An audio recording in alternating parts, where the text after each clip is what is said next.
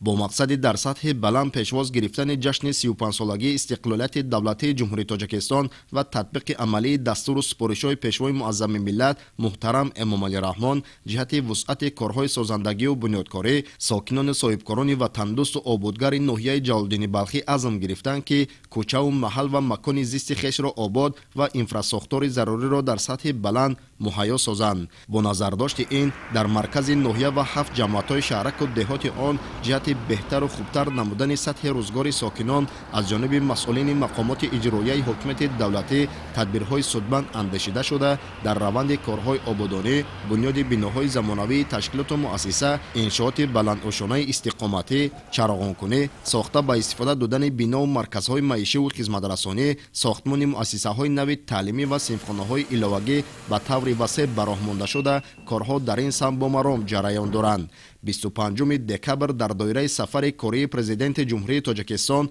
пешвои миллат муҳтарам Эмомалӣ Раҳмон ба ноҳияи Ҷалолиддини Балхӣ дар маркази ҷамъияти шаҳраки Балх якчанд биноҳои баландушонаи истиқоматӣ, 3 маркази муосири хизматрасонӣ, толори либосҳои миллӣ ва як маркази омӯзиши таълимии компютерӣ мавриди истифода қарор дода шуд. Иншооти тоза ифтитоҳ ба муносибати 35-солагии истиқлолияти давлатӣ аз ҷониби соҳибкорони баъору номуси ноҳия сохта шуда ба талаботи замон ҷавобгӯ гардонида шудааст. пай ҳамин гуна пешравиҳо имрӯзҳо дар ноҳия раванди корҳои ободониву созандагӣ бахшида ба истиқболи шоиста аз ҷашни 35-солагии истиқлолияти давлатӣ идома дошта, дар ин замина боз ҳам шароити мусоиди кору фаъолият ва истироҳату фароғат барои сокинон фароҳам оварда мешавад, ки ин ҳама иқдомҳои созанда барои таъмини зиндагии шоистаи мардум равона гардидааст. Сокинон ҳамаи ин пешрафту ободониро аз фазои осоиштаи ватани азиз, татбиқи сиёсати бобарори президенти ҷумҳурии Тоҷикистон, пешвои маҳбуби миллат муҳтарам Эмомалӣ Раҳмон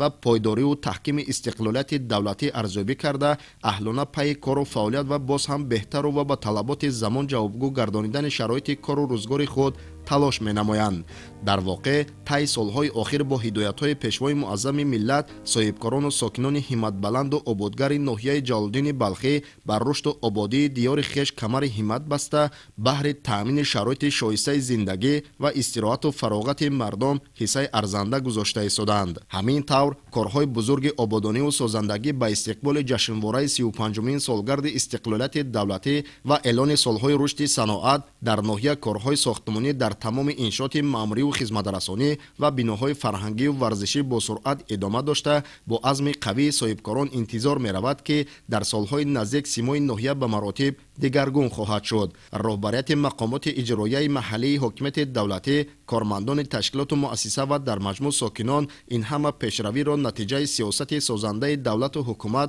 бахусус президенти ҷумҳурии Тоҷикистон пешвои миллат муҳтарам Эмомалӣ Раҳмон медонанд. зеро бо беҳтар гардидани инфраструктури шаҳраку деҳот ва бунёд ёфтани даҳҳо иншооти истеҳсоливу хизматрасонӣ, некӯаҳволии мардум ба маротиб боло рафта, ба бошандагони он шароити арзандаи зиндагӣ муҳайё шуда истодааст. бо ҳамин тартиб сокинони ободгару ватандӯсти ноҳияи Ҷалолиддини Балхӣ дар фазои осоиштаи ватани азиз аҳлона пайи кору фаъолият буда, барои боз ҳам беҳтар ба талаботи замон ҷавобгӯ гардонидани шароити рӯзгор ва тақвияти ободониву созандагиҳо дар ҳама самту соҳаҳо талош намуда истоданд.